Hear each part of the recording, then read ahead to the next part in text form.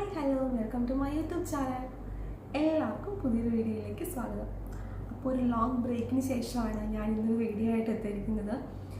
നിങ്ങൾക്കറിയാം, എൻ്റെ previous video ഞാൻ എൻ്റെ നാട്ടിൽ വെച്ചിട്ടായിരുന്നു ചെയ്തത്. നാട്ടിൽ പോയി കഴിഞ്ഞാൽ നമുക്ക് പ്രത്യേകിച്ച് വലിയ പണികളൊന്നും ഇല്ലെങ്കിൽ നമ്മൾ എപ്പോഴും ബിസി ആയിരിക്കും. അപ്പോൾ അതുകൊണ്ട് എനിക്ക് അതിനുള്ള ഒരു കൺവീനിയൻ്റ് ആയിട്ടുള്ളൊരു ടൈം കിട്ടിയില്ല. അപ്പോൾ പിന്നെ വിചാരിച്ചു എന്താണെങ്കിലും നാട്ടിൽ ചെന്ന് നാട്ടിലത്തെ കാര്യങ്ങൾ എൻജോയ് ചെയ്യാമെന്ന് വിചാരിച്ചിട്ടാണ് ഒരു ബ്രേക്ക് എടുത്തത്. പിന്നെ ഇവിടെ വന്നിട്ടിപ്പോൾ 1 വീക്ക് മിച്ചമായി. പക്ഷെ ഒരു ചെറിയ എന്താ പറയുക, ഞങ്ങൾ കുഞ്ഞിനെ നാട്ടിലാക്കിയിട്ടാണ് പോകുന്നത്, ജസ്റ്റ് ഒരു ഷോർട്ട് ബ്രേക്ക്. അപ്പോൾ അതിൻ്റെ ഒരു എന്താ പറയുക, ഒരു സങ്കടവും അഡ്ജസ്റ്റ് ആവാനുള്ള കുറച്ച് ബുദ്ധിമുട്ടുകളും അങ്ങനെയുള്ള കുറച്ച് കാര്യങ്ങളൊക്കെ കൊണ്ടാണ് കുറച്ചുകൂടി ഒന്ന് ബ്രേക്ക് എടുത്തൊരു സാവധാനം എടുത്തത്. ബട്ട് സ്റ്റിൽ ഞാൻ വീഡിയോസ് ചെയ്യുന്നില്ലെങ്കിൽ കൂടിയും നിങ്ങളുടെ ഓരോരുത്തരുടെ സ്നേഹം ഞാൻ നിങ്ങളുടെ മെസ്സേജസിലൂടെ അറിയുന്നുണ്ട്. ബിക്കോസ് ഡെയിലി എനിക്ക് നിങ്ങളിൽ നിന്ന് മെസ്സേജസ് കിട്ടുന്നുണ്ട് ഇൻസ്റ്റാഗ്രാമിലൂടെ. റിയലി ഒത്തിരി ഹാപ്പിയാണ്. നിങ്ങളൊക്കെ എൻ്റെ വീഡിയോ കാണുന്നുണ്ട്. അതിലൂടെ നിങ്ങൾ ഒരു 5 മിനിറ്റ് ആണെങ്കിൽ ഒരു താങ്ക് യു പറയാൻ വേണ്ടി എടുക്കുന്ന ആ ഒരു സമയം, അതുപോലെ നിങ്ങളിൽ ഓരോരുത്തർക്കും അതൊത്തിരി ഉപകാരപ്പെടുന്നു എന്നറിഞ്ഞതിലും ഒത്തിരി സന്തോഷം. നമ്മളൊരു വീഡിയോ ചെയ്യുന്നതിലും അപ്പുറം ആ വീഡിയോയിലൂടെ ഒരാൾക്കെങ്കിലും അതൊരു യൂസ്ഫുൾ ആകുന്നു എന്ന് തോന്നുമ്പോഴാണ് നമുക്കത് വീണ്ടും ചെയ്യാനുള്ള, അല്ലെങ്കിൽ നമ്മൾ ആ ചെയ്തത് കൊണ്ട് എന്തെങ്കിലുമൊക്കെ പ്രയോജനപ്പെടുന്നുണ്ടല്ലോ, അല്ലാതെ നമ്മൾ ജസ്റ്റ് ഒരു ടൈം വേസ്റ്റിങ്ങിന് വേണ്ടിയിട്ടൊരു എന്തെങ്കിലുമൊക്കെ ചെയ്യുന്നു എന്നുള്ള തോന്നൽ ഉണ്ടാവാതിരിക്കുന്നത്. അപ്പോൾ കുറേ പേര് പറഞ്ഞു അവർക്ക് അവരുടെ ഒരു സിസ്റ്റർ പറഞ്ഞു കൊടുക്കുന്നത് പോലെ തോന്നി, കുറേ കാര്യങ്ങളൊക്കെ അറിയാൻ സാധിച്ചു എന്നൊക്കെ. അറിഞ്ഞതിൽ ഒരുപാട് സന്തോഷം. ഞാൻ നിങ്ങളെപ്പോൾ തന്നെ ഒരാളാണ്. ബട്ട് സ്റ്റിൽ എനിക്ക് അറിയാവുന്ന കാര്യങ്ങൾ നിങ്ങൾ ചോദിക്കുമ്പോൾ പറഞ്ഞു തരാനായിട്ട് സന്തോഷമേ ഉള്ളൂ. അപ്പോൾ അതുകൊണ്ട് തന്നെ നിങ്ങൾ മെസ്സേജ് തരുന്നതിന് ഉള്ള സപ്പോർട്ട് തരുന്നതിന് ഒത്തിരി നന്ദി. അപ്പോൾ ഇന്നത്തെ വീഡിയോയും ഇൻസ്റ്റഗ്രാമിലൂടെ മെസ്സേജ് അയച്ച കുറേ കുട്ടികൾ റിക്വസ്റ്റ് ചെയ്ത ഒരു വീഡിയോ ആണ്. അപ്പം സംഭവം ഇത് യൂസ്ഫുൾ ആകുമെന്ന് പ്രതീക്ഷിക്കുന്നു. അപ്പോൾ നമുക്ക് സമയം കളയേണ്ട, വീഡിയോയിലേക്ക് പോകാം. Our hearts beat to the city streets. We began to feel the fire. We rise like tall buildings as the chemicals they take us higher. ഇന്നത്തെ വീഡിയോ എന്താണെന്ന് ഓൾറെഡി നിങ്ങൾക്ക് തമ്മിലൂടെ തന്നെ മനസ്സിലായിട്ടുണ്ടാവും. അതെ, എൻ്റെ ഇൻ്റർവ്യൂ എക്സ്പീരിയൻസ് ഞാൻ ഓൾറെഡി എൻ്റെ പ്രീവിയസ് വീഡിയോസ് ചെയ്തത് ഇൻ്റർവ്യൂവിൽ വരുന്ന ക്വസ്റ്റ്യൻസും കാര്യങ്ങളൊക്കെ ഞാൻ പറഞ്ഞിരുന്നു. ബട്ട് സ്റ്റിൽ കുറേ കുട്ടികൾ ചോദിച്ചു ചേച്ചിയുടെ ഇൻ്റർവ്യൂ എക്സ്പീരിയൻസ് ഒന്ന് ഷെയർ ചെയ്യാമോ. അപ്പോൾ ഞാൻ വിചാരിച്ചു ഓക്കെ ഫൈൻ, വലിയ കാര്യങ്ങളൊന്നും ഇല്ല ഷെയർ ചെയ്യാനായിട്ട്, പക്ഷേ എന്നാലും എനിക്കുണ്ടായിരിക്കുന്ന എക്സ്പീരിയൻസ് എന്തൊക്കെയാണെന്ന് ഷെയർ ചെയ്യുന്നതിൽ മടിയൊന്നുമില്ല. അപ്പോൾ അങ്ങനെ ഷെയർ ചെയ്യാമെന്ന് വിചാരിച്ചു. സോ ഞാനിവിടെ 2018 UAE എത്തുന്നത്. ഫസ്റ്റ് എനിക്ക് ഇവിടെ ഒരു പ്രൈവറ്റ് ഹോസ്പിറ്റലിൽ ജോലി ഇൻ്റർവ്യൂവിനെ വിളിച്ചു. അപ്പോൾ എനിക്ക് തോന്നുന്നു നമ്മളൊരു ഫ്രഷറായിട്ട് നമ്മളെ വിളിക്കുമ്പോൾ നമ്മുടെ ഇൻ്റർവ്യൂ നമുക്ക് പോസിബിൾ ആയിട്ടുള്ള ക്വസ്റ്റ്യൻസ് എന്ന് പറയുമ്പോഴത്തേക്കും ഞാൻ പ്രീവിയസ് വീഡിയോയിൽ മെൻഷൻ ചെയ്തതുപോലെ തന്നെ ഫസ്റ്റ് ആൻഡ് ഫോർമോസ്റ്റ് അല്ലെങ്കിൽ ഇമ്പോർട്ടൻറ്റ് ക്വസ്റ്റ്യൻ എന്ന് പറയുന്നത് tell me about your self തന്നെയാണ്. അപ്പം ഇപ്പോഴും അത് ഇമ്പോർട്ടൻ്റ് ആയിട്ട് കാണാത്തവരോട് ഞാൻ പറയുകയാണ്, വളരെ സീരിയസ് ആയിട്ട് എടുക്കേണ്ട ഒരു ക്വസ്റ്റ്യൻ തന്നെയാണത്. ബിക്കോസ് എൻ്റെ കാര്യത്തിൽ തന്നെയാണെങ്കിലും ഞാനൊരു എന്താ പറയുക, ഒരു പകുതി സമയം വരെയും എനിക്കതിൻ്റെ ഒരു സീരിയസ്നെസ് അറിയില്ലായിരുന്നു. ഞാൻ ഒട്ടും പ്രിപ്പയർ ആവാതാണ് ഈ tell me about your self എന്നുള്ള ക്വസ്റ്റ്യൻ അറ്റൻഡ് ചെയ്യാൻ വേണ്ടി പോകാറുള്ളത്. എനിക്കും അറിയാം എല്ലാ ഇൻ്റർവ്യൂവിൻ്റെയും ഫസ്റ്റ് ക്വസ്റ്റ്യൻ എന്ന് പറയുന്നത് okay Josna tell me about yourself എന്നുള്ളതായിരിക്കുന്നു. അപ്പോൾ നമ്മുടെ വിചാരം ഓക്കെ ഫൈൻ, ഞാൻ എൻ്റെ എൻ്റെ പേര് പറയുന്നു, എൻ്റെ ക്വാളിഫിക്കേഷൻസ് പറയുന്നു. പക്ഷേ ഞാനത് ഓൾറെഡി എൻ്റെ പ്രീവിയസ് വീഡിയോയിൽ മെൻഷൻ ചെയ്തതാണ്. എങ്കിലും ഒന്നും കൂടി അതൊരു ഇമ്പോർട്ടൻ്റ് ആയതുകൊണ്ട് ഞാൻ ഒന്നും കൂടി മെൻഷൻ ചെയ്യുകയാണ്, ഇൻ കേസ് അത് കണ്ടിട്ടില്ലാത്തവർക്ക് ഓർത്തെടുക്കാൻ വേണ്ടിയിട്ട്. ബിക്കോസ് നമുക്കറിയാം നമ്മുടെ CV നമ്മുടെ ഇൻ്റർവ്യൂ എടുക്കുന്ന ആളുടെ കയ്യിലുണ്ട്. അപ്പോൾ ആ CVയിൽ നമ്മുടെ ക്വാളിഫിക്കേഷൻ, നമ്മുടെ നെയിം, നമ്മുടെ എക്സ്പീരിയൻസ് എല്ലാ കാര്യങ്ങളും മെൻഷൻ ചെയ്തിട്ടുണ്ട്. ബട്ട് സ്റ്റിൽ എന്തുകൊണ്ടാണ് ആ ഒരു ഫസ്റ്റ് അല്ലെങ്കിൽ ഫോർമോസ്റ്റ് ക്വസ്റ്റ്യൻ ആയിട്ട് അവരിത് ചോദിക്കുന്നത് എന്ന് നമ്മൾ ചിന്തിക്കണം. അതായത് നമ്മുടെ ഒരു ലാംഗ്വേജ് സ്കിൽ, നമ്മുടെ ഒരു കോൺഫിഡൻസ് ലെവൽ, നമ്മളത് പ്രസൻറ്റ് ചെയ്യുന്ന ഒരു രീതി, ഇതൊക്കെ നോക്കിയിട്ടാണ് നമ്മൾ കേട്ടിട്ടില്ലേ, first impression is the best impression. അത് തന്നെയാണ്. അപ്പോൾ നമ്മൾ ആ ഒരു പ്രസൻറ്റ് ചെയ്യുന്ന രീതിയിൽ തന്നെ നമുക്കൊരു ഒരു പകുതി മാർക്കാണ് വീഴുകയാണ്. അപ്പം നമ്മുടെ ആ ഒരു ആറ്റിറ്റ്യൂഡ്, നമ്മുടെ പ്രസൻറ്റ് ചെയ്യുന്ന രീതി, നമ്മൾ ചുമ്മാ എന്തെങ്കിലുമൊക്കെ പറയുകയാണോ, അത് നമ്മൾ ആ ഒരു ഇൻ്റർവ്യൂ ഇത്തിരി സീരിയസ് ആയിട്ടാണോ എടുത്തിരിക്കുന്നത് എന്നൊക്കെ നമ്മുടെ ഇൻ്റർവ്യൂക്ക് മനസ്സിലാകാനുള്ള ഒരു ചാൻസാണ് നമ്മുടെ ഈ ഫസ്റ്റ് ക്വസ്റ്റ്യൻ എന്ന് പറയുന്നത്. സോ പ്ലീസ് എൻ്റെ എല്ലാ ഫ്രണ്ട്സും ദയവ് ചെയ്ത് നിങ്ങൾ ഇൻ്റർവ്യൂവിന് പോകുമ്പോഴത്തേക്കും യൂട്യൂബിലൊക്കെ ഒരുപാട് അതിൻ്റെ എക്സാമ്പിൾസ് ഒക്കെ കിടക്കുന്നുണ്ട്. അപ്പോൾ അതിനകത്തുനിന്ന് നിങ്ങൾക്ക് ആപ്റ്റായിട്ട് തോന്നുന്ന ഒരു ഇതെടുത്തിട്ട് പഠിച്ചിട്ട് പോവുക. Because tell me about your self എന്ന് പറയുന്ന ക്വസ്റ്റ്യന് നല്ല രീതിയിലായിട്ട് ആൻസർ ചെയ്യാനായിട്ട് ശ്രദ്ധിക്കുക. അപ്പോൾ അതായിരുന്നു എനിക്കും എല്ലാവരെയും പോലെ ഉള്ള ഫസ്റ്റ് ക്വസ്റ്റ്യൻ. അതങ്ങനെ കഴിഞ്ഞു.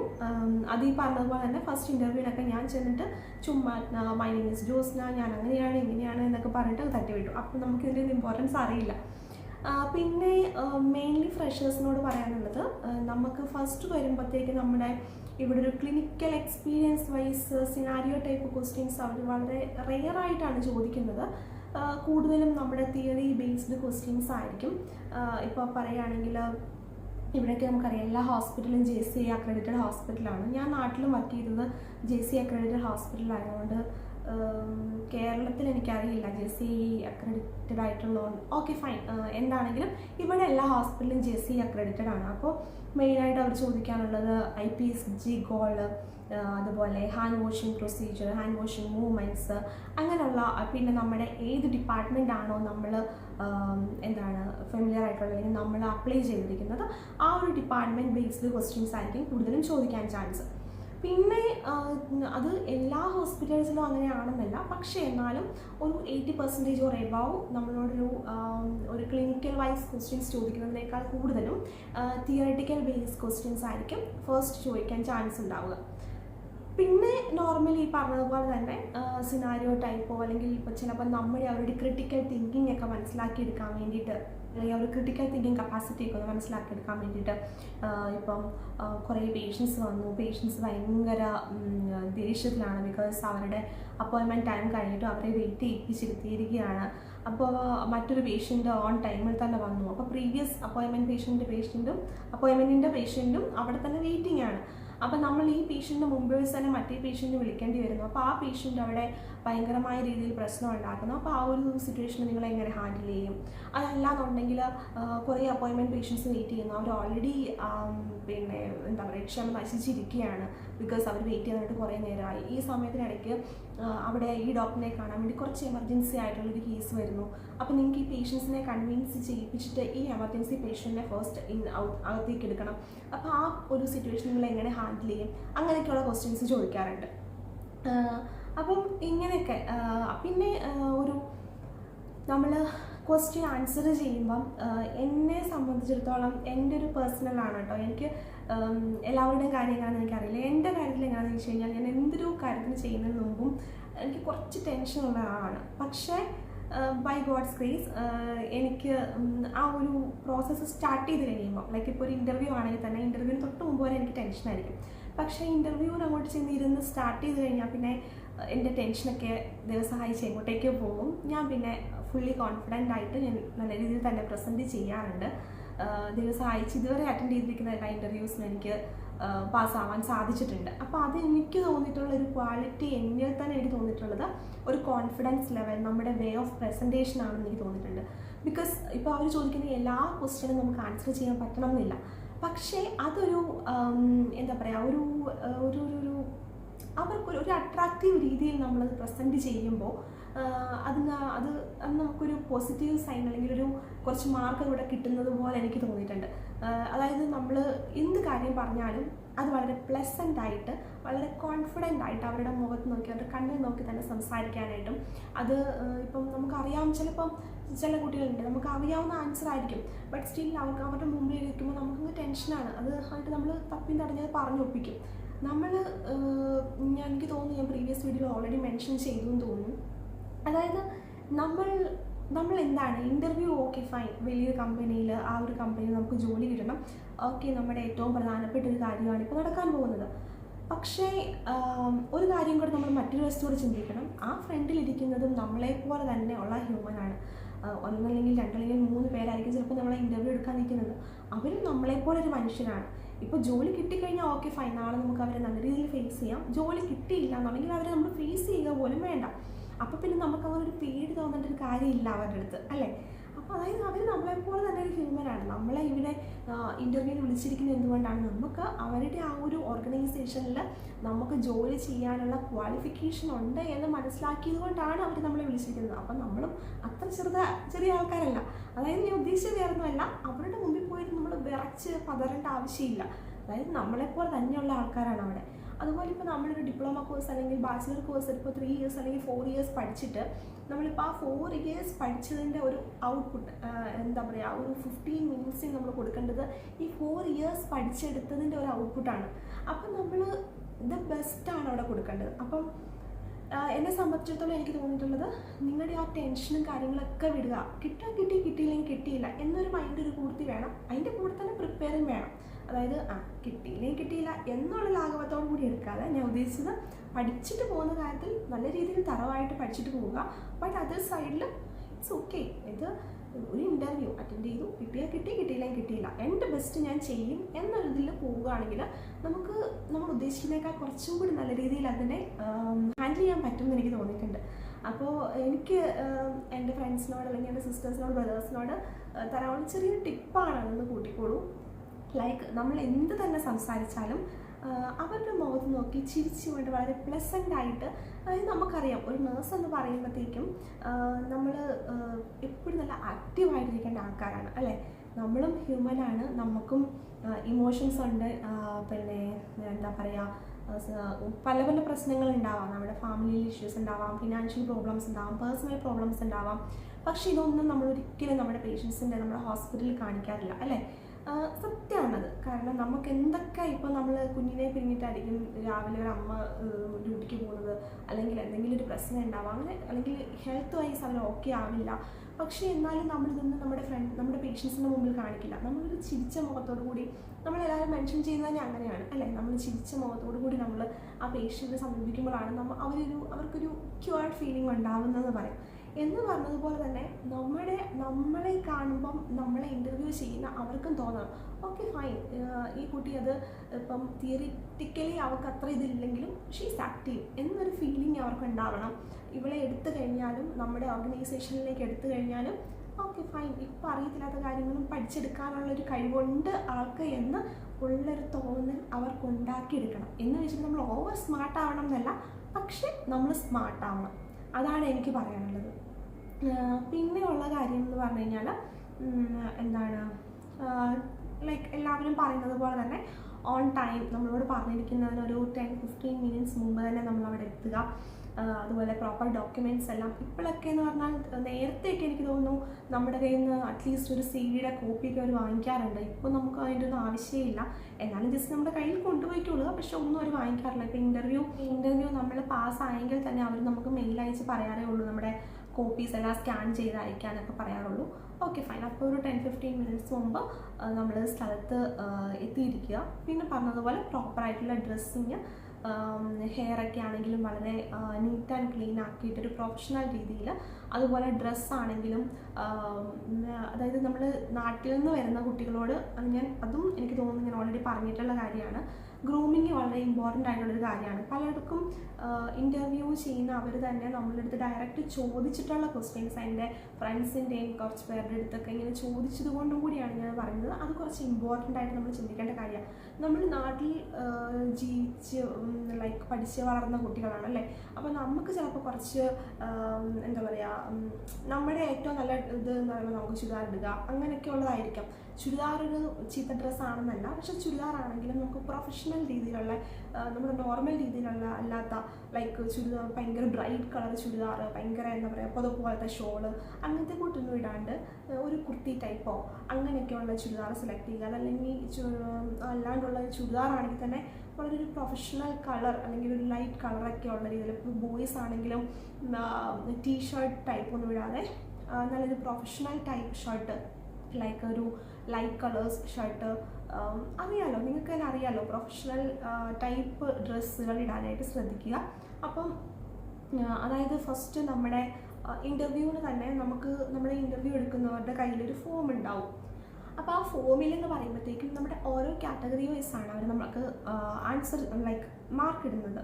ഇപ്പം നമ്മുടെ ഫസ്റ്റ് നമ്മുടെ അറ്റയർ, നമ്മുടെ ലാംഗ്വേജ് പ്രൊഫിഷ്യൻസി, നമ്മുടെ ആൻസർ ചെയ്യുന്ന രീതി, നമ്മുടെ ആറ്റിറ്റ്യൂഡ്, നമ്മുടെ വേ ഓഫ് ഇൻട്രാക്ഷൻ, അങ്ങനെ കുറേ കാറ്റഗറി ആയിട്ട് ചിത്രിച്ചിട്ടുണ്ട്. അപ്പം നമുക്ക് ഈ ഒരു ക്വസ്റ്റ്യൻ ആൻസർ ചെയ്യുന്നതിന് ഇത്ര മാർക്കേ ഉള്ളൂ. ബാക്കി മാർക്ക് മൊത്തം വരുന്നത് നമ്മുടെ ഒരു ഫിസിക്കൽ അറ്റയർ, നമ്മുടെ ഇൻട്രാക്ഷൻ ടൈപ്പ്, നമ്മുടെ ഒരു ലൈക്ക് ലാംഗ്വേജ് പ്രൊഫിഷ്യൻസി, നമ്മൾ ഹാൻഡിൽ ചെയ്യുന്ന രീതി, നമ്മുടെ ഒരു ആക്റ്റീവ് എത്രത്തോളം നമ്മൾ, അപ്പോൾ അതിനകത്തൊക്കെയാണ്. അപ്പം നമ്മുടെ ഈ തിയററ്റിക്കൽ ബേസ് മാത്രം കുറേ പഠിച്ചതുകൊണ്ട് കാര്യമില്ല. നമ്മളതൊരു എന്താ പറയുക, നമ്മൾ പ്രസൻറ്റ് ചെയ്യുന്ന ഒരു രീതിക്കും ഒരുപാട് ഇമ്പോർട്ടൻസ് ഉണ്ട് ഒരു ഇൻ്റർവ്യൂവിൽ. അപ്പോൾ ഇങ്ങനെയൊക്കെയാണ് എൻ്റെ ഇൻ്റർവ്യൂസ് ഇതുവരെ കഴിഞ്ഞു പോയിട്ടുള്ളത്. പിന്നെ ഈ പറഞ്ഞതുപോലെ നമ്മുടെ ഡിപ്പാർട്ട്മെൻറ്റൽ വൈസ് ക്വസ്റ്റ്യൻസും ഉണ്ടാവും. എന്താണെങ്കിലും ഇപ്പോൾ ആൻസർ അറിയത്തില്ല എന്നുണ്ടെങ്കിൽ തന്നെ നമുക്ക് ഒരു രീതിയിലും ഗസ് ചെയ്യാൻ പോലും പറ്റത്തില്ലാത്ത ആൻസർ ആണെങ്കിലും ഐ എം നോട്ട് കോൺഫിഡൻറ്റ് അല്ലെങ്കിൽ അങ്ങനെ പറഞ്ഞിട്ട് അവരോട് ഓപ്പണായിട്ട് തന്നെ പറയുക. അപ്പം അവർക്ക് ഓക്കെ, എല്ലാം തികഞ്ഞ ആരുമില്ല അല്ലേ. ഇപ്പം അവർ ചോദിച്ച ക്വസ്റ്റ്യൻ്റെ ആൻസർ നമുക്ക് അറിയണം എന്ന് നമ്മൾ മനുഷ്യരല്ലേ. അപ്പോൾ അതുകൊണ്ട് അങ്ങനത്തെ പ്രശ്നമില്ല. നമുക്കപ്പോൾ അവിടെ നിന്ന് പൊട്ടത്തെറ്റ് പറയാതെ നമുക്കൊരു കോൺഫിഡൻസ് ഇല്ല, അല്ലെങ്കിൽ നമുക്കൊരു ഗസ് പോലും ഇല്ല എന്നുണ്ടെങ്കിൽ വെറുതെ പൊട്ടത്തരം പറയാൻ നിൽക്കാണ്ട് അവരോട് പറയുക എനിക്കറിയില്ല എന്ന് പറയുക, അവരടുത്ത ക്വസ്റ്റ്യനിലേക്ക് പൊയ്ക്കോളൂ. അപ്പം ഇതൊക്കെയാണ് എൻ്റെ ഇൻ്റർവ്യൂ എക്സ്പീരിയൻസ്. അപ്പം സംഭവം ഇതെങ്ങനെയെങ്കിലും ഹെൽപ്ഫുൾ ആകുമെന്ന് തന്നെ വിചാരിക്കുന്നു. ഹെൽപ്ഫുൾ ആവട്ടെ എല്ലാവർക്കും. അതുപോലെ തന്നെ കുറേ കുട്ടികൾ മെസ്സേജ് ചോദിക്കുന്നുണ്ട്, ചേച്ചി ഞാൻ DHA പാസ്സായിട്ട് നാട്ടിലുണ്ട്, വേക്കൻസീസ് ഉണ്ടെങ്കിൽ പറയുമോ എന്നൊക്കെ ചോദിച്ചിട്ട്. ഞാനിപ്പോൾ ഈ കൂടെ തന്നെ അത് പറയുന്നേ ഉള്ളൂ. കാരണം കുറേ പേര് എനിക്ക് അങ്ങനെ മെസ്സേജ് അയച്ചു. അവരോട് ഞാൻ പേഴ്സണലി റിപ്ലൈ കൊടുത്തിട്ടുണ്ട്. എന്നാലും ഇനി ആർക്കെങ്കിലും അങ്ങനെ സംശയമുള്ളവരുണ്ടെങ്കിൽ ഞാൻ പറയുകയാണ്, എടാ നമ്മളൊരിക്കലും എന്താ വെച്ചാൽ ഇവിടെ UAE തന്നെ നമുക്കറിയാം ഹൺഡ്രഡ്സ് ഓഫ് നഴ്സസ് ഇപ്പോഴും ജോലിക്ക് വേണ്ടിയിട്ട് ഇപ്പോൾ പുതിയതായിട്ട് വന്നവരാവാം, അല്ലെങ്കിൽ പ്രീവിയസ് ഹോസ്പിറ്റലിൽ നിന്ന് റിസൈൻ ചെയ്ത് ഇറങ്ങിയിരിക്കുന്നവരായിരിക്കാം. അങ്ങനെ ഒത്തിരി പേര് ഇവിടെ തന്നെ അവൈലബിൾ ഉണ്ട്. അപ്പോൾ നമുക്കൊരിക്കലും നമ്മുടെ ഒരു ഹോസ്പിറ്റലിൽ നിന്ന് നമ്മൾ തന്നെ ചിന്തിച്ച് നോക്കി, ഇവിടുന്ന് ഹോസ്പിറ്റലിൽ നിന്ന് അവർ ഹയർ ചെയ്യുമ്പം അവർക്ക് ഇവിടെ തന്നെ ഉള്ളവരെ എടുക്കുന്നതാണ് എല്ലാം കൊണ്ടും അവർക്ക് എളുപ്പം. ഒന്നാമത് ഈസിലി അവൈലബിൾ ആണ്, അവർ എപ്പോൾ വേണമെങ്കിലും ജോയിൻ ചെയ്യാൻ റെഡിയാണ്. പിന്നെ മറ്റൊരു കാര്യം തന്നെ അവർക്ക് പൈസ ഫിനാൻഷ്യൽ വൈസ് ആണെങ്കിലും അവർക്ക് കുറേ ലാഭമുണ്ട്. അതായത് നമ്മളിപ്പോൾ നാട്ടിൽ നിന്ന് ഒരാളെ ഇൻ്റർവ്യൂ എടുത്ത് അവിടേക്ക് ടിക്കറ്റും എല്ലാം കൊടുത്ത് വിസയും കൊടുത്ത് അവിടുന്ന് കയറ്റിക്കൊണ്ട് വരുന്നതിനെക്കാട്ടിലും ഇവിടെ ഒരാളുണ്ടെങ്കിൽ അവർക്ക് ഓക്കെ ജോബിന് കയറ്റുക. അപ്പോൾ വിസിറ്റ് വിസയിലാണെങ്കിൽ തന്നെ വിസിറ്റ് വിസയ്ക്ക് ചിലപ്പോൾ നമ്മുടെ 1 മന്ത് പിന്നെയും വാലിഡിറ്റി ഉണ്ടാവും. അപ്പോൾ ആ ഒരു 1 മന്തിനിടയ്ക്ക് അവർക്ക് വിസ എടുത്താൽ മതി. അങ്ങനെയുള്ള കുറേ കാര്യങ്ങളുണ്ട്. അപ്പോൾ അതുകൊണ്ട് ഉറപ്പായിട്ടും അവർ നാട്ടിലുള്ളവരെക്കാട്ടിലും ഇവിടെ ഉള്ളവർ തന്നെ ഫസ്റ്റ് പ്രിഫർ ചെയ്യത്തുള്ളൂ. അപ്പോൾ അതുകൊണ്ട് ജോലി നോക്കുന്ന ആൾക്കാരോട് എനിക്ക് പറയാനുള്ളത്, നമ്മൾ റിസ്ക് എടുക്കാൻ തയ്യാറാവാതെ ശരിയാവില്ല. അപ്പം നിങ്ങൾ രണ്ടും കൽപ്പിച്ച് വിസിറ്റ് വിസ ഒക്കെ എടുത്ത് കയറി വരിക എന്നേ പറയാൻ പറ്റുള്ളൂ. പിന്നെ എല്ലാം നമ്മുടെ ലക്കാണ്. മെയിൽ IDസിലേക്കെല്ലാം എനിക്ക് ചോദിക്കുന്നവരെല്ലാം ഞാൻ മെയിൽ IDs ഒക്കെ ഷെയർ ചെയ്ത് കൊടുക്കാറുണ്ട്. അപ്പോൾ അങ്ങനെയുള്ള മെയിൽ IDസിലോട്ടെല്ലാം പിന്നെ ഈ പറഞ്ഞ ആപ്ലിക്കേഷൻസിനകത്തൂടെ എല്ലാം അപ്ലൈ ചെയ്യാൻ ശ്രമിക്കുക. പിന്നെ നമ്മുടെ സമയം പോലെ ദൈവം സഹായിച്ച് പെട്ടെന്നൊരു ജോലി നമുക്ക് കിട്ടും. പിന്നെ ഈ പറഞ്ഞ പോലെ തന്നെ മറ്റൊരു യൂസ്ഫുൾ കാര്യം കൂടെ പറയണം എന്ന് തോന്നി. മറ്റൊന്നുമല്ല, കുറേ കുട്ടികൾ എൻ്റെ അടുത്ത് DHA പഠിച്ച ഇൻസ്റ്റിറ്റ്യൂഷനെ കുറിച്ചും DHA പഠിക്കുന്നതിനെക്കുറിച്ചൊക്കെ ചോദിക്കാറുണ്ട്. ഇപ്പോഴും നിങ്ങൾ പലരും കൺഫ്യൂസ്ഡ് ആയിട്ട് നിൽക്കുമായിരിക്കും. ചിലരെങ്കിലും കോഴ്സ് തുടങ്ങിയിട്ടുണ്ടാവാം ഓൾറെഡി, ചിലർ ഇപ്പോഴും സ്റ്റിൽ കൺഫ്യൂസ്ഡ് ആയിരിക്കും. ഓൺലൈൻ കോഴ്സ് വേണോ, ഓഫ്ലൈൻ കോഴ്സ് വേണോ, ഏത് ഇൻസ്റ്റിറ്റ്യൂട്ടിൽ ചേരണം? ബിക്കോസ് നമുക്കറിയാം ഇഷ്ടംപോലെ ഇൻസ്റ്റിറ്റ്യൂട്ട്സ് ആണ് നമ്മുടെ ചുറ്റുമുള്ളത്. അപ്പോൾ നമ്മൾ കൺഫ്യൂസ്ഡ് ആണ്, ഈ ഇൻസ്റ്റിറ്റ്യൂട്ടിൽ ചേരുന്നതാണോ നല്ലത്, ഈ ഇൻസ്റ്റിറ്റ്യൂട്ടിൽ ചേരുന്നതാണോ നല്ലത്. കാരണം ബിക്കോസ് ഇതൊരു കോമ്പറ്റീഷനാണ് ഇപ്പോൾ. പിന്നെ DHA ആയിക്കോട്ടെ, ഹാർഡ് ആയിക്കോട്ടെ, ആൽസ് ആയിക്കോട്ടെ, OET ആയിക്കോട്ടെ, അങ്ങനെ എല്ലാം പഠിപ്പിക്കാനുള്ള online and offline courses available ആണ് ഇഷ്ടം പോലെ. സോ നമ്മൾ സ്റ്റിൽ കൺഫ്യൂസ്ഡ് ആണ്. അപ്പോൾ അങ്ങനെയുള്ള കൺഫ്യൂസ്ഡ് ആയിട്ടുള്ളവർക്ക് ഞാനൊരു ഓൺലൈൻ കോഴ്സ് പരിചയപ്പെടുത്തുകയാണ്. അതൊരു അതിൻ്റെ പേര് nursing jobs and learning portal എന്നാണ്. അതൊരു ഓൺലൈൻ പ്ലാറ്റ്ഫോമാണ്. ആക്ച്വലി ഭയങ്കര ഒരു യൂസ്ഫുൾ ആയിട്ടുള്ളൊരു ഒരു എന്താ പറയുക ഒരു വേ ആയിട്ട് എനിക്ക് തോന്നി. ബിക്കോസ് എൻ്റെ ഒരു എക്സ്പീരിയൻസ് അനുസരിച്ചിട്ടാണെങ്കിൽ നമ്മൾ എത്ര തന്നെ നമ്മളൊരു ഇൻസ്റ്റിറ്റ്യൂട്ടിൽ പോയി പഠിച്ചു കഴിഞ്ഞാലും അവർ നമ്മളെ കുറേ നഴ്സിംഗ് തിയറീസ് പഠിപ്പിക്കും. അപ്പം അതിനകത്തും തന്നെ നമുക്ക് കൺഫ്യൂസ്ഡ് ആണ് ഇതിനകത്ത് ഏത് ഭാഗമാണ് ഇമ്പോർട്ടൻ്റ്, എന്തേരം പഠിക്കണം എന്നുള്ളത്. അപ്പോൾ എന്നെ സംബന്ധിച്ചോളം എന്നെ ഹെൽപ്പ് ചെയ്തത് പ്രീവിയസ് ക്വസ്റ്റ്യൻ പേപ്പർ കുറേ റിവൈസ് ചെയ്തതാണ്. അത് തന്നെ ആ സെയിം ക്വസ്റ്റ്യൻസിൻ്റെ ക്വസ്റ്റ്യൻസ് തന്നെ എനിക്ക് എൻ്റെ എക്സാമിന് വന്നിട്ടുണ്ട്. അപ്പോൾ ഈ നഴ്സിംഗ് പോർട്ടലിലൂടെ അവർ നമുക്ക് തരുന്ന ഒരു വലിയൊരു ചാൻസ് എന്ന് പറയുന്നത് അവർ പ്രീവിയസ് ക്വസ്റ്റ്യൻസ് തന്നെയാണ് നമ്മളെ കൊണ്ട് ചെയ്യിപ്പിക്കുന്നത്. അപ്പോൾ ഇതിൻ്റെ ഒരു പ്രത്യേകത എന്ന് പറഞ്ഞാൽ ഇതിൻ്റെ ഫ്രീ ട്രയൽ ഉണ്ട്. അപ്പോൾ ആ ഫ്രീ ട്രയൽ നമ്മൾ അറ്റൻഡ് ചെയ്തിട്ട് നമ്മൾ സാറ്റിസ്ഫൈഡ് ആണ് എന്ന് തോന്നുന്നുണ്ടെങ്കിൽ അവർക്ക് പൈസ പേയ്മെൻറ്റ് ചെയ്തിട്ട് നമുക്ക് അവരുടെ കോഴ്സിലേക്ക് ചേരാം. പേഴ്സണലി എൻ്റെ ഒരു അനുഭവം വെച്ചിട്ട് ഭയങ്കരമായിട്ടുള്ള ഒരു എന്താ പറയുക യൂസ്ഫുൾ ആയിട്ടുള്ള ഒരു പ്ലാറ്റ്ഫോമായിട്ട് എനിക്ക് തോന്നി. ബിക്കോസ് അതിൻ്റെ മെയിൻ അട്രാക്ഷൻ എന്ന് പറയുമ്പോൾ ടൈം തന്നെയാണ്. കാരണം നമ്മുടെ ഇഷ്ടമാണ് സമയം സെലക്ട് ചെയ്യുക എന്നല്ല. നമ്മളിപ്പോൾ നമ്മുടെ ടീച്ചറിന് വേണ്ടിയിട്ടോ അല്ലെങ്കിൽ ഇപ്പോൾ ഒരു നമ്മുടെ ഒരു ഇന്ന സമയം അങ്ങനെ സമയം നമ്മൾ നോക്കേണ്ട കാര്യമില്ല. നമുക്ക് എപ്പോഴാണോ അവൈലബിൾ ആയിട്ടുള്ള ഈവൻ ഇപ്പോൾ ഏർലി മോർണിംഗ് ആയിക്കോട്ടെ, നൈറ്റ് ആയിക്കോട്ടെ, നമുക്ക് കിടക്കാൻ പോകുന്ന സമയത്തായിക്കോട്ടെ, എപ്പോൾ വേണമെങ്കിലും നമുക്ക് ആ ഫോണിൽ കയറി നമുക്ക് തന്നെ ചെയ്യാം. പിന്നെ അവരുടെ മെയിൽ ഐ ഡിയും വാട്സപ്പ് നമ്പറൊക്കെ അവർ നമുക്ക് പ്രൊവൈഡ് ചെയ്യുന്നുണ്ട്. പിന്നെ ഈ ക്ലാസ് തരുന്നത് മാത്രമല്ല അവർ ചെയ്യുന്ന മറ്റൊരു കാര്യം എന്ന് പറഞ്ഞു കഴിഞ്ഞാൽ നമ്മുടെ ഡേറ്റ ഫ്ലോയെ കാര്യങ്ങളെല്ലാം അവർ ചെയ്തു തരുന്നുള്ളതാണ്. വളരെ നല്ല ഒരു ഹെൽപ്ഫുൾ ആയിട്ടുള്ള ഒരു ആപ്ലിക്കേഷനായിട്ട് എനിക്ക് ഫീൽ ചെയ്തു. അപ്പം എല്ലാവരും ഒന്ന് ഞാൻ എൻ്റെ ലിങ്ക് ഇവിടെ താഴെ കൊടുക്കാം, അതുപോലെ ഡിസ്ക്രിപ്ഷൻ ബോക്സിലും കൊടുക്കാം. ഒന്ന് ട്രൈ ചെയ്ത് നോക്കൂ. ഈ പറഞ്ഞ പോലെ ഫ്രീ ട്രയൽ ഉണ്ട്. ഫ്രീ ട്രയൽ നോക്കിയിട്ട് ഇപ്പോൾ അതായത് നമ്മളൊരു ആൻസർ ചെയ്യുന്നു, നമുക്കത് ശരിയാണെങ്കിൽ ഓക്കെ ഫൈൻ, തെറ്റാണെങ്കിൽ അവരതിൻ്റെ ഡിസ്ക്രിപ്ഷൻ തരുന്നു, അതെന്തുകൊണ്ടാണ് തെറ്റായത്, ആ ശരി ആൻസറിലേക്ക് എങ്ങനെയാണ് എത്തേണ്ടത് എന്നുള്ളൊരു ഒരു ഡിസ്ക്രിപ്ഷൻ നമുക്ക് അവിടെ തരികയാണ്. അപ്പോൾ എന്തുകൊണ്ടും എനിക്ക് തോന്നുന്നു ഭയങ്കര യൂസ്ഫുൾ ആകും നിങ്ങൾക്ക്. അപ്പോൾ നിങ്ങളൊന്ന് ട്രൈ ചെയ്ത് നോക്കൂ. ഇപ്പോഴും പഠിക്കാനായിട്ട് ടെൻഷൻ അടിച്ചില്ലെങ്കിൽ ഏത് വേയിലൂടെ നമ്മൾ പഠിക്കണം അല്ലെങ്കിൽ ഏത് വേയിലൂടെ നമ്മൾ എത്തണം എന്നുള്ളവർക്ക് അതൊന്ന് ട്രൈ ചെയ്യാൻ നോക്കാവുന്നതേ ഉള്ളൂ. പിന്നെ ഇതെല്ലാം കഴിഞ്ഞിട്ട് ഡേറ്റ ഫ്ലോയ്ക്ക് വേണ്ടി തിരഞ്ഞെടുക്കി നടക്കുന്നവർക്കാണെങ്കിലും ധൈര്യമായിട്ട് ഇവരെ അപ്രോച്ച് ചെയ്യാവുന്നതാണ്. അവർ ഡേറ്റ ഫ്ലോയും കാര്യങ്ങളെല്ലാം വളരെ നീറ്റ് ആൻഡ് ക്ലീൻ ആയിട്ട് ചെയ്തു തരും. അപ്പോൾ പറഞ്ഞത് മറക്കേണ്ട, ലിങ്ക് ഒന്ന് ചെക്ക് ചെയ്ത് നോക്കിക്കോളൂ കേട്ടോ. അപ്പോൾ കുറേ നാളായി വാങ്ങിയിട്ട് ഒരു കാര്യം കൂടെ പറഞ്ഞോട്ടെ. ഇപ്പോഴും ഈ വീഡിയോ സബ്സ്ക്രൈബ് ചെയ്യാത്ത കാണുന്ന കുറേ പേരില്ലേ ഉണ്ടെന്ന് എനിക്കറിയാം. അപ്പോൾ അവർ ഒന്ന് സബ്സ്ക്രൈബ് ചെയ്തോളൂ കേട്ടോ. എന്നിട്ട് ആ ഓൾ എന്നുള്ള ബെല്ലും കൂടി ഒന്ന് എനേബിളാക്കി വെക്കുക. എങ്കിൽ മാത്രമേ എൻ്റെ അടുത്തുള്ള വീഡിയോസും കൂടി നിങ്ങൾക്കത് നോട്ടിഫിക്കേഷൻസ് കിട്ടത്തുള്ളൂ. അപ്പോൾ എല്ലാവർക്കും യൂസ്ഫുൾ ആയിട്ടുള്ള അടുത്തൊരു വീഡിയോയുമായിട്ട് വീണ്ടും വരാം. Bye bye.